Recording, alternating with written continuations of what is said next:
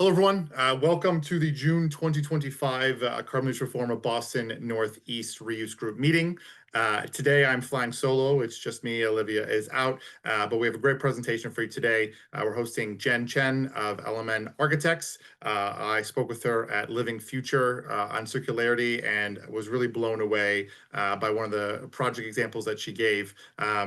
She gave this also last year at the Carbon Neutral Forum's New England Embodied Carbon Summit, but wanted to invite her back just to give a bit more detail. We have a lot of designers on this call and a lot of kind of built environment professionals who want to get a little more into the nitty gritty of it all, really looking at the circularity aspect. So happy to host. And since it's only me, I'm not going to pass it over to Olivia. So Jenn, feel free to share and go through it all. We'll hold about 10 to 15 minutes at the end for Q&A.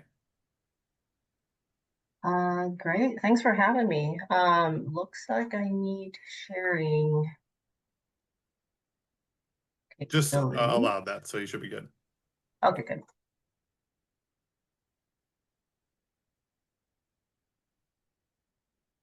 Okay, you're all seeing the presentation screen, hopefully. Great. Yeah, well, thanks for having me. Thanks, Michael, for thinking that this would be a great opportunity for discussion. I would love to hear all your thoughts. Just a quick introduction of myself. I am Jenn. I am with LMN in Seattle. We're a single office, one office firm with about 110 people. We have a full shop. Really, I do want to focus on the Path to Zero Carbon series. If you're not familiar, it's a series of research white paper that we put out on sort of our research and musings of our Path to Zero Carbon, or Path to Zero Carbon in general. So today, as Michael mentioned, I will focus on this project, the Hines Seattle Headquarters project, where we used reuse as our primary strategy for carbon reduction. It was something where we started with an idea of what if we try to achieve zero carbon interiors, which we then quickly figured out is not a real thing. It is not possible to achieve that right now. But I wanted to first, I guess, get into what was needed for what we think contributed to the success of our carbon reduction, which I'll talk a little bit more about later, but really you need to start with a goal. You need to be explicit about it and then talk about it with the team, talk about it with the client, and this needs to happen from the get-go. And also, when we were embarking on this, we don't even know what that means and what the process looks like. So a willingness to explore and fail was really critical. We had interest and we had expertise on our team, but we also had the passion for really achieving this. And I will say this was needed from everybody. I often think back on our team, and if one person felt like this wasn't what they wanted to do, it probably wouldn't have worked out the way it did. So we needed the buy-in from ourselves, from the client, and from the contractor. And then really a dedication to progress. It was very easy to kind of fall back to habit of how we've always designed. So you have to make sure every week you're saying, what have I done differently? And what has that achieved? So before we started the project, we did a project salvage walkthrough. So we wanted to see what the existing space condition was like. And as we were walking through, I'll talk about this carpet a little deeper later, but I thought the carpet in it was fairly new. It had been installed maybe 4 years prior to this renovation, and it was still in good condition, but that was around COVID time, so it actually wasn't very much occupied and used. And then we also looked at the existing kind of floor planning, condition of the ceiling, etc. And then because we were trying to maximize reuse, we went to the salvage yards. And I'm sure you have this locally as well, but our local version, what we found was difficult is that if you wanted something to quantity, it was very hard to get it from the salvage stores that were locally. Say we needed a certain amount of tile and they would have just not enough or too many of what we don't need. So it was a little bit harder to work this way. And this is something I've been thinking about a lot since then, is how do we connect materials? And later we found a different version. There's actually a lot of material mines, I would say, that people need to discover locally, which I'll talk about a little later. But then we needed to make sure we're calculating all of what we're doing. There is these 6 scenarios that we put out there that went into our calculation. So obviously new materials, which is what we're trying to avoid. And we're also trying to be responsible for the materials that we are demolishing or deconstructing from the space. And then all the items in green is what we're trying to achieve, what we're primarily trying to put into our project.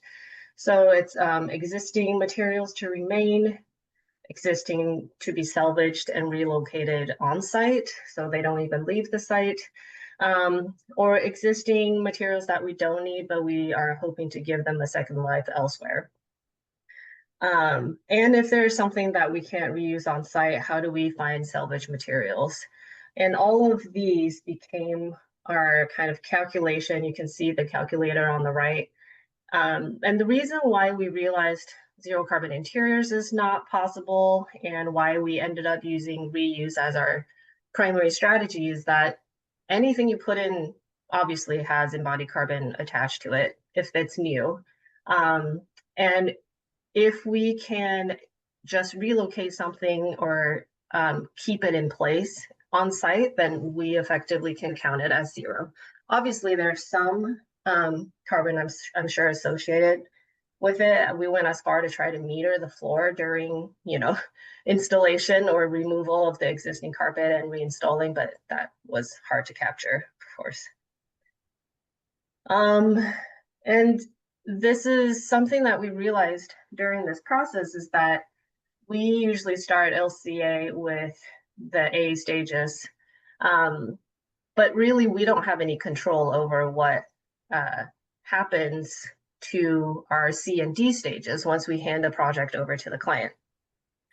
So, and or even the B stages, we have some control over that, but we do have control ideally over the spaces that we're replacing, that we're renovating. So what if our scope of work actually started with the previous scopes C and D stages? That way we're taking responsibility for what we're, displacing and potentially finding a way to keep them in play. So going back to that carpet, we thought it was neutral enough to keep it in place. And when we first walked through the project, the client first thing was, oh, we don't like this carpet, so we'll start with replacing that. But I peeled off a piece and decided to see if I can work a palette around it. And then when we brought this back to the client, they did not realize that it was the same carpet. And so this was one of those moments where we realized, and earlier, before everyone signed on, I mentioned the term blended design, which I've heard lately that I really like. It's the idea of taking something that is existing and blending it with something that's new to create kind of a whole new aesthetic. So this was a win in our books. So here you can see the finished photo and the before on the upper right.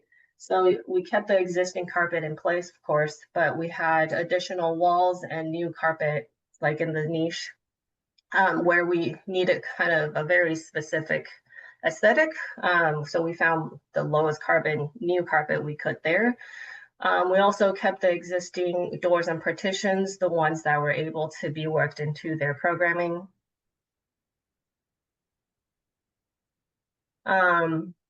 And when I was talking about every member of the team needs to be invested in this process, our PA who was monitoring the install or the project he went on site and realized one of the conference room glazing that they were demoing could work for our entry glazing. So we actually just took the glass off and integrated it into our entry point here. And with all the shuffling, as much as we wanted to use all the existing carpet, of course, we moved some walls and we lost some square footage. So there was about 300 square feet of carpet missing, and that happened to be around this area of the elevator lobby. So I called around and asked a local rep whether she knows of any demo stock. And she connected me with a flooring distributor locally that installs a lot of commercial projects. I called them up. They said, sure, we have some material. Come take a look. And I thought it was 2 or 3 options. It turned out to be warehouse full of brand new materials that went to job sites. There were overstock or just stock from previous projects. And it was floor to ceiling full of brand new material, flooring material. And I asked them what they do with all this material. And they said, pretty much when the next job comes in and we run out of room, they all go to landfill. So these are materials that come off the production line, make it into a warehouse, never installed, and then directly into landfill. So there's something about overstock that we should examine in our spec language as well, because a lot of times the clients don't actually have locations dedicated to storing these, so they end up in these distributor warehouses. So something that you can do to find your local distributor and see if they have materials like this. I mean, they do have efforts to try to connect these materials with nonprofits, but most of the time they just sit there for a long time before they end up in the landfill.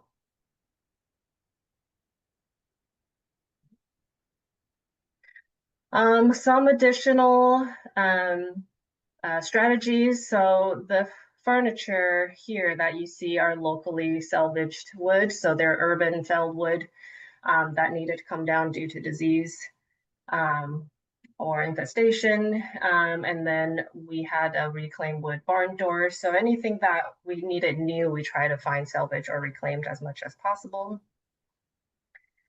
And if you recall back to our 6 scenarios, there was also existing to landfill, and that was something that we wanted to avoid. So for the walls that we did have to demo, there were all these piles of insulation. And early on in this project, we connected with Dave Bennick, who's currently very active in New York. But he started in Washington State, and at the time he was helping flood victims rebuild their homes. So since we connected with him early, he said, I could use your insulation. And it was one of those scenarios where we told the contractor, oh, somebody's going to come pick this up. And they were like, what are you talking about? We're not just throwing them away. But once at this point, they were kind of bought into the process, and they took it upon themselves to buy these mattress bags and wrapped all of this up. So Dave drove up in our loading dock, and we put all of this on this truck, and that was that. It went to a second use. We also went and sourced this pallet of offcuts from some of the wood manufacturers that we were working with. So this is a pallet of material that would have been incinerated for energy. And we used parametric design to try to yield as little waste as possible. You can see with this image right here, and created this feature wall that is at the reception desk. For this, we also invited the client to build this. It was almost like a build by color code scenario. And so they were actively participating in this process. And this is the first thing that they see, and they can all have claim to have helped build this wall. The good kind. And reuse also requires documentation. And I will say not everything we did made it into this process. or the into documentation, but where we could, you can see our door schedule, where we talked about which door should be kept and relocated where. We talked about remove existing carpet to keep it, and reinstall elsewhere. But then there were a lot where it was our PA that I mentioned that as he was on site, he was looking for scenarios and working with the contractor directly. So there were a lot of last minute changes that didn't make it into documentation where it was like, oh, I think we can use this elsewhere. And then they measure and say yes. And then we just went for it. But this was very local. It was in the same building as our office, actually. So that made this possible. But it also was that I think everyone bought into the thought of, or the mission and communicated in that way.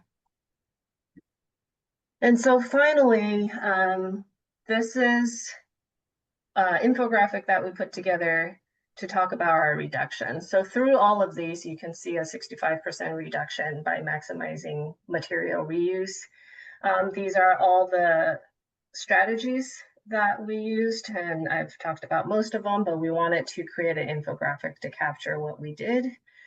And then we also did a simulation of if we were to use all new material, but use the best in class low carbon material, it would only have achieved a 22% reduction. So as much as we could select the best materials, reuse was a much more significant reduction impact in this project. And this was all coming out of that calculator that I showed you all early on. And then that same infographic is now at kind of an entry point for this project.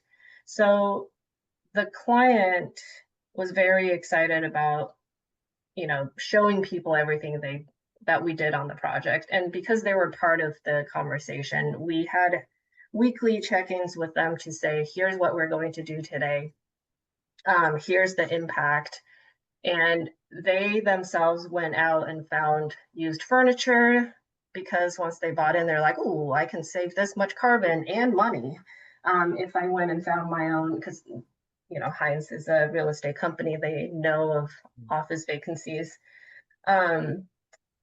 And this was memorialized, and now when people visit their office, they can show them, basically before they head back into their office, they show them what has been done, and it becomes kind of a beginning of a tour for their office for visitors. And I think that's everything. Thank you. Very much appreciate kind of talking through that. I'll open up the Q&A if anyone wants to kind of raise their hands, be called on. I'll start with one though. I had wanted to know about the client's reaction to all this going through. You had just in your final statement said that they really were kind of on board. Was there a turning point, kind of where the snowball got big enough to make an avalanche of, imagine when you first pitched this, because it's fairly atypical in the traditional design process. Was there a turning point in which the client, you felt fully bought in, or was it kind of just a slow trickle throughout the process? I would say there were intrigue in the beginning. So we've had an existing relationship with a client, helping them with building performance, not on an embodied carbon standpoint. And the organization themselves have kind of carbon goals, but not sort of set specific requirements or how it's supposed to be done. So when we first pitched, we pitched as zero carbon interiors. We want to try, and they were sort of like, great, if you can achieve it without costing more money. But we did have a negotiated contract, because this was going to be atypical process, and we are doing that whole calculation to prove and back up our work. We did split sort of a research fee on top of our design fee with them. So we took on part of that research cost to be able to move this forward. And I think it started then to trickle more because of these weekly meetings showing them this is what we've done and here's the impact. And it wasn't really causing them too much trouble or pushing back the schedule or anything like that. They started to be much more involved and excited about the decision making. And I think that was what kept it engaged, and that was the commitment to progress that I mentioned early on. If we had any point fell off of talking about this, I think it wouldn't have been something that we can keep the pressure on the pedal, so to speak. And I just have one more question before I open it up. Kind of knowing what you do now, post-project, because this was a bit ago. Yeah. Do you think you could have done more, or do you know, like going into it now, like, oh, obviously I have all the experience, we can do this and this, or here's even more of a stretch we can go for? I'm curious. For me, the huge part that was a missed opportunity for this project was honestly the furniture. We had to deal, the client had a direct deal with the dealer. And even though we brought them on early to talk to them about the goal, that infrastructure is not quite there for a dealer who usually works in new furniture to know what to do with sourcing second use, but good furniture that still has warranty. I have since learned so much about a secondary market in terms of furniture that it blew my mind that as somebody in the A&D industry, I had no idea this whole secondary market existed, which I recently learned about putting together an exhibit at NeoCon, the kind of trade show for interior design. Knowing what I know now, I would have gone a whole different approach and know where to source furniture that didn't have to come new. So the only kind of pieces of furniture that we were able to source reused was when the client found a bunch of task chairs that they thought could be used, and those custom wood tables. But now I can kind of pretty confidently say at least 90% of the furniture, if not all of it, could be reused as well, in my opinion. That's a big percentage, yeah. I mean, it's a fairly small project, and again, there's a huge secondary furniture market out there that I just did not know existed until very recently. Sure. Yeah. I'll look to open up to the group. If anyone has any questions, feel free, raise your hand, speak up. I always have more, but want to see if the group has any.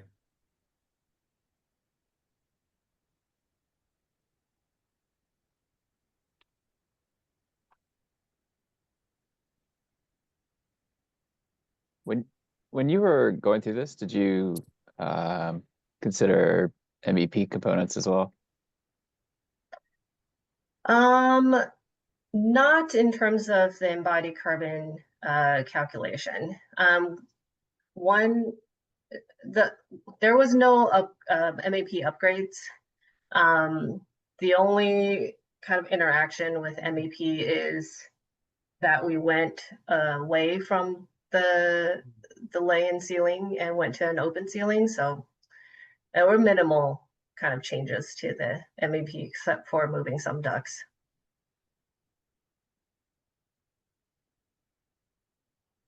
But that is a huge, I think, kind of emerging embodied carbon building system. So definitely something to consider. Yeah, I saw your the unpainted ducts, and like just the messaging on that, like even down to just omitting paint, where you can be a nice yeah intro.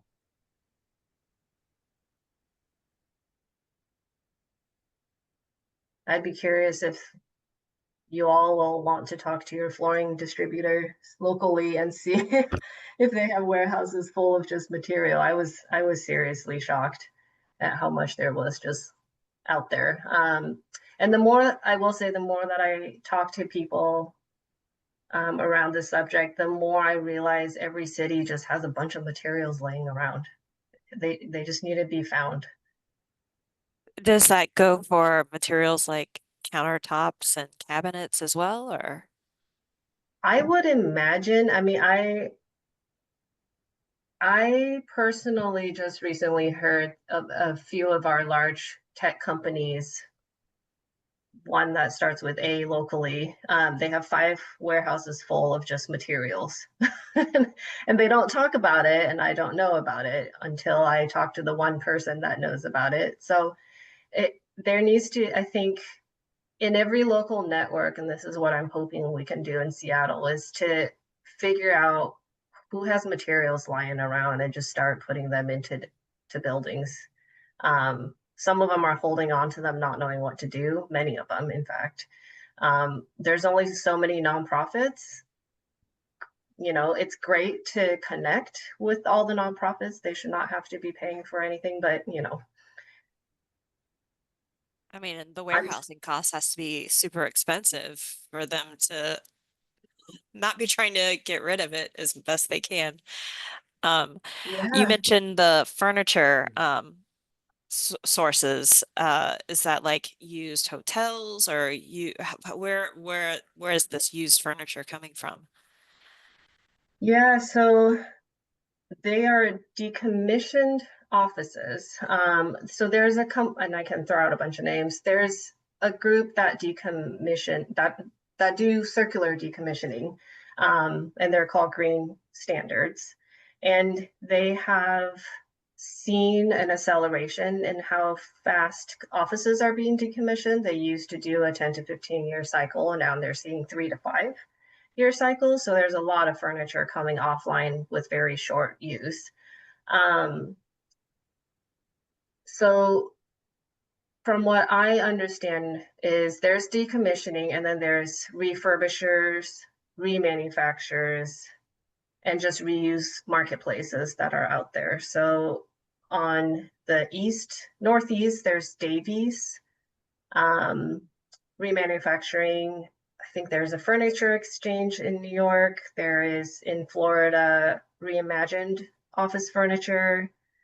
In Chicago, there is Office Furniture Center. They're a huge refurbishing warehouse. There's just a lot of stuff sitting in warehouses. And these people are actively trying to remanufacture or refurbish them. And a lot of times they're not talking to the A&D industry. I, I, yeah, it blew my mind. And they also themselves said that we don't really work with the A&D industry because they are not interested in the second use story. And I feel like it's groups like this that will hopefully change that. Yeah, to just interject, if you want some more regional, so Dave's Office Furniture out of Albany, but they kind of service the whole Northeast. Conklin Office Furniture out of Philly will Yeah. come all the way up to projects in Maine. And a lot of this is coming from interior fit outs that have demo scope. When I spoke with Jen at Living Future, I talked about a tech client who, because they're so used to it, part of redoing 2 floors of their space in Kendall Square was just, hey, all this furniture, it's not what I want in the new, get rid of it. I don't care where it goes. We were able to work on that project to say, well, you can eternally reuse this and reuse this on the project. But I think you'd be surprised how much furniture is thought of as just the demo scope. I don't care about it. And whether it's going to landfill, nonprofits, the furniture exchange, is that you can get it upscaled, upcycled. It's just out there, and knowing that these silos exist, because oftentimes I think there's some industry fatigue of oftentimes owners and designers just want, hey, we have this relationship with what new is.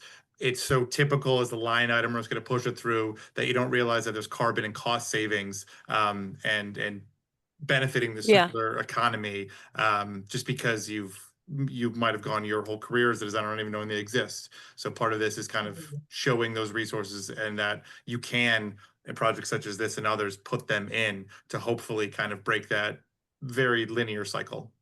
Yeah, I come from a hospitality industry, and a lot of the hotel chains have a requirement that case goods are replaced after 14 years. And a, a lot of it has a lot of wear and tear, but I do remember hearing of one company that was trying to go in and rework it. But a lot of the hotels don't want that. That's not the style anymore. They don't want to just refurbish it Yeah. and clean it up. So I was curious what you're seeing. I now am in the multifamily area. So we're looking for the items that aren't necessarily office-y. So I'm just Yeah. curious what you're seeing out there. Yeah, since the types of project, oh, should I stop share so we can see each other? But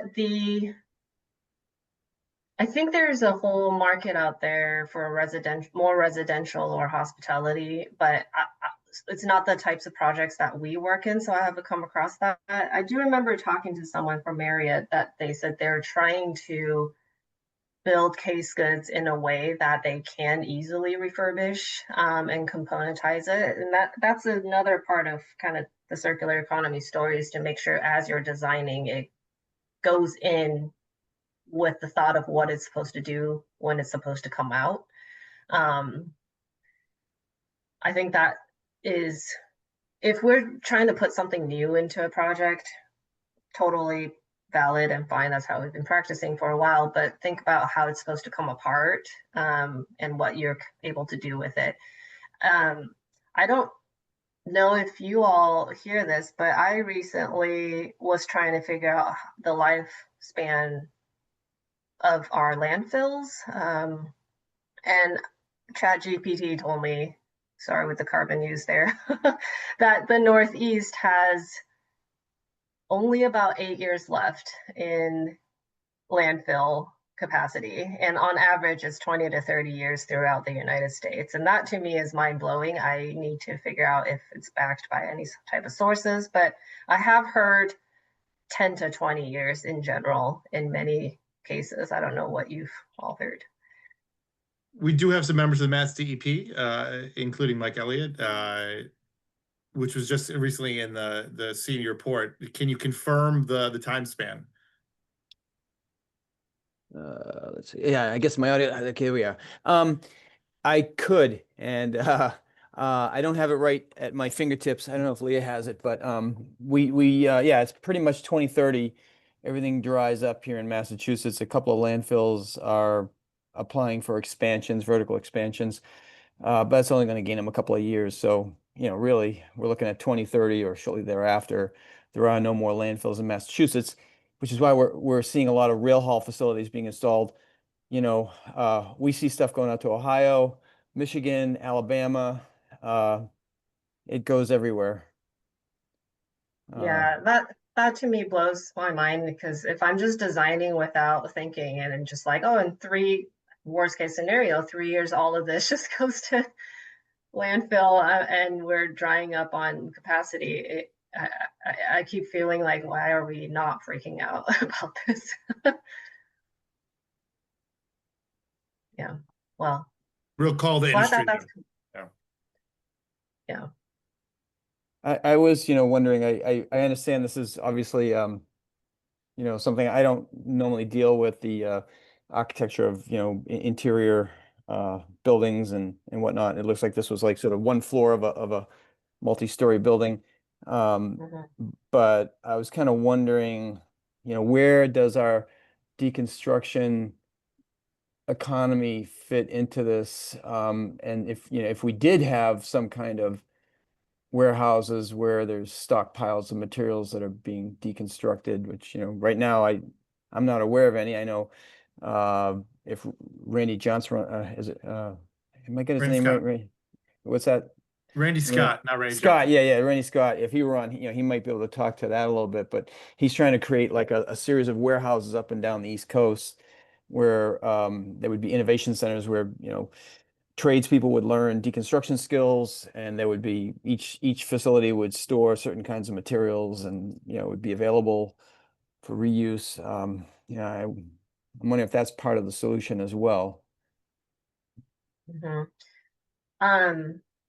Definitely. I think there's an infrastructure that's not connected. Like the circular economy, it's not fully connected right now.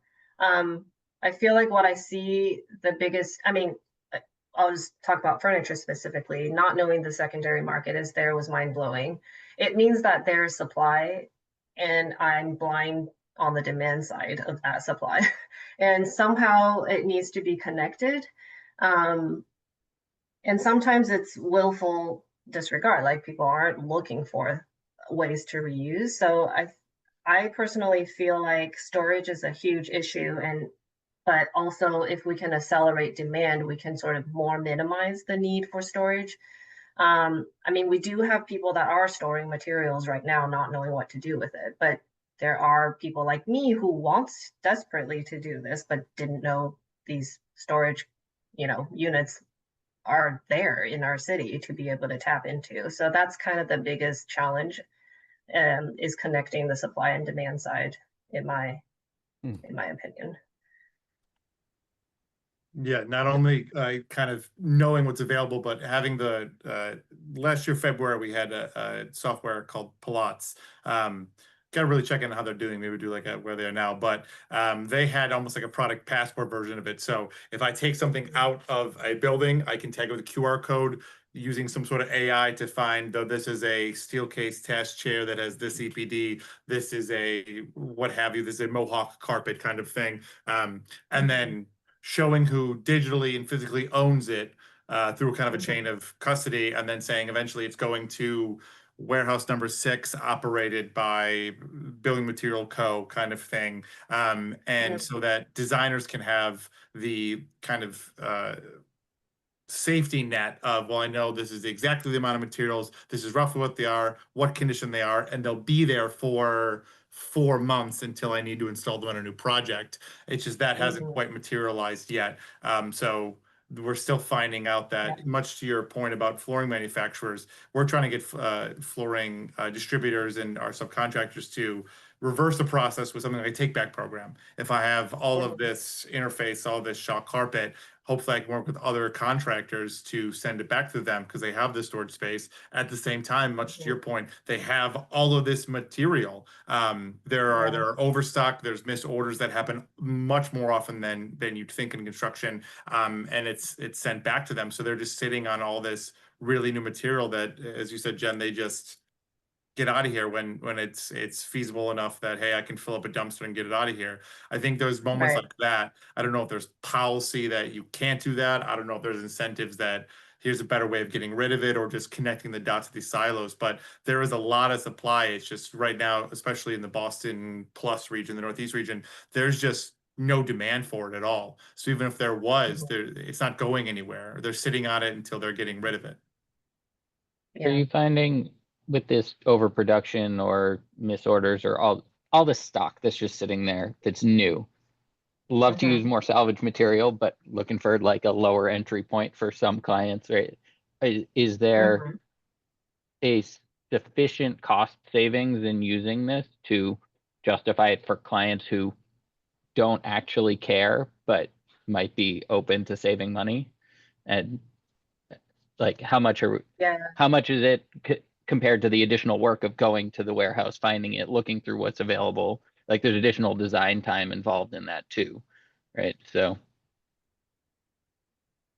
I would say in our scenario, there was not, it cost less time to find, once I realized that the warehouse was there, because they had limited, it's not you like don't have to search the entire internet to find the right I one. don't have You to get, search but in this case, because this is already paid for material, they're not able to resell it. Basically what happened with them is now they are direct contracted with the client. So the job they got was installing carpet that they already have on hand. So they also kind of saved a step, but they got a job out of it. But I do know once this happened, they are now actively trying to monetize their existing stock, which makes sense. I mean, that is, that we need to have incentive for these overstock or second use materials to be, economically beneficial to the people that have them and are trying to not use them, or not trying to put them in the landfill. But it's interesting because with the recent kind of understanding of the secondary furniture market, I think a lot of focus has been on the primary producers. And there's the idea of extended producer responsibility. But I think most of the primary market are not that interested because they don't think they can have economic benefit out of it. But I think this is why a lot of the reuse companies or kind of materials are focusing on connecting with nonprofits because it is a economic incentive in that sense. I'll just say anecdotally, so in our region, after Living Future, I reached out to at least one flooring manufacturer, Allegheny, in this region, and they confirmed they often have carpet tile, pallets of carpet tile, different kind of porcelain tile, just flooring items that they'll just sit on, and they do not want, and they have to pay to get rid of.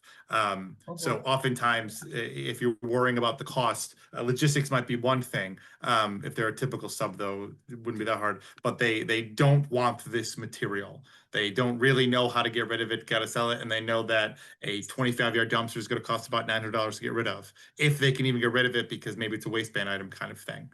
So I think there is an immense amount of opportunity in breaking down these silos and connecting it in our region, and I would say in most regions, major metropolitan regions for this. Can you tell me who at Allegheny you reached out to? I'm just curious. I want to know if they have like a database of what they have storage of. Sure, yeah. If you want, I can send you an email after this and Awesome. and send through the contact. Yeah. Perfect. But they're one example of what I think is happening at scale. Yeah. I think similar to most installers or distributors, I think they're having a lot of material. I would gander it's the same exact thing for ceiling subcontractors or wall assembly subcontractors with acoustic ceiling tile and items like that. Because once again, I know the Connors here, I don't know if anyone else in construction here, there's a lot of times these are just off from what's ordered, or we ordered a pallet or two too many, blah, blah, blah. And the site can't do anything, the owner doesn't want it, so we just try to give it back, even if there's a small restocking fee, and it just sits there for a while, and they don't want it, they want to get rid of it. So a lot of opportunity here. I think part of the challenge for like interior office fit outs, your turnaround time from design to being in construction is a little bit tighter than like if you're doing a new building, in which case like it could be 2 years before they actually need carpet on site, and nothing's hanging around that long. So, I mean, we can put something in the spec. We can say that we'll revisit it when it gets closer to time and see if we can respec it to something that has attic stock essentially when we're closer. But I think that's the challenge that we come up against often with the idea of reuse, because there's, for a big project, right, there's no way to know what's going to be available in a year and a half. Yeah. I think Unless there's just a perpetual flow of furniture available all the time, and you can say there'll be something. But honestly, I feel like that could be true with the amount of furniture that I've seen the past past year. But I will say some of the kind of TI fit out in terms of time, those are actually going to be able to move materials much faster without needing the storage. And there's always those things going on. So if we can connect that with sort of the materials that are existing, that would be great. But the blended design idea for large project is to identify early on, where do you see potential for this to not have to have a very specific aesthetic, or, like if I know I'm going to have many small rooms, then they all don't need to match. Like all of my conference rooms could be just in time when you need it, instead of having to store. If it's aesthetically critical to the project, yeah, maybe those are a little harder to deal with right now, but small opportunities to start. Mike, I saw you had a hand up. Don't have a question. Yeah. I just, it's obviously something we were discussing earlier, but my colleague Leah did include a link in the chat to our solid waste management plan updates, and I just took a look there, and I also know another place on that webpage to look, and so I can give you exactly what our situation is. So in Massachusetts right now, we have 1, 2, 3, 4, 5 active landfills. That's all we have left, 5 active landfills. And only one of them will be open beyond 2030. 2 of them one's shutting down in 2028, one in 2029, couple of, and one in 2030. There's only one that the Bourne landfill is currently anticipated to operate until 2040. So really, most of the capacity disappears by 2030, 2031. And then we have 1, 2, 3, 4, 5 solid waste, municipal solid waste combustors. All of that combined is about 3.5 million tons of in-state disposal capacity. Right now, we're generating about 5 million tons a year. So anything above that 3.5 million goes out of state. And it's only going to increase unless we can achieve our solid waste master plan goals, 30% reduction by 2030 and 90% reduction by 2050. That's our goal. Zero is basically zero waste, which is only going to happen if we do more of what you're talking about on this call, and why we're so interested at Mass DEP to see if whatever we can do to help support this effort. Right. Scary stuff. Yeah. Yeah. Any final questions for Jenn?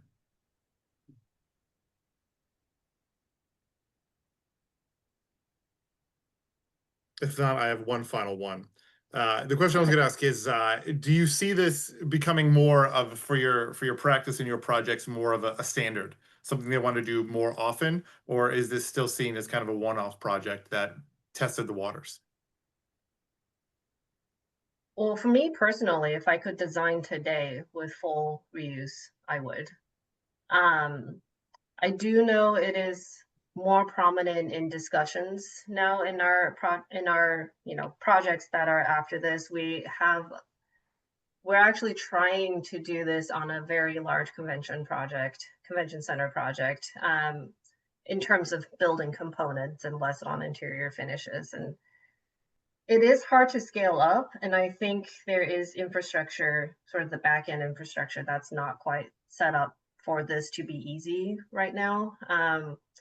What I do see is a lot of interesting small efforts all over the place, but the network is not connected. So my goal, if any of you feel like you have resources there, is to figure out where all these efforts are happening and figure out how to connect them. And that's kind of for selfish reasons too. So now that I know the secondary furniture market is there, I know where to source material. So I can design to the way that I want to, and that's what I'm needing and trying to figure out with as many people as I can talk to about this, to be able to practice the way I want to. So I would say going forward, hopefully, if it can be easy and accelerated, that's what, Sure. for me, that's how I would practice. Sure. Yeah. The hope is that this snowballs gets bigger and bigger, becomes an avalanche, because these one-off projects are great to say that it is possible, but without kind of standardization of it all and connecting a lot of these silos, they just stay as one-off projects, and the majority of industry stays linear. So yeah. Jenn, well, thank you. On behalf of the group, we really appreciate you taking the time and going through. Like I said, this recording will be available for everyone, but thank you so much for kind of getting in the nitty-gritty about designing it with circularity and reuse. Yeah, thank you all for having me. Awesome. And just in closing, I see that Melissa Wenzel is still on. Did you want to give a shout out to Build Reuse coming up pretty soon? Yes, thank you so much. Sorry that I'm still listed under Sustain St. Paul. I use my phone for personal nonprofit work. Yes, Build Reuse Conference is coming up August 4th through 6th in beautiful St. Paul, Minnesota, which is predicted to be 98 degrees tomorrow. So we're part of the heat wave that I think is coming your way.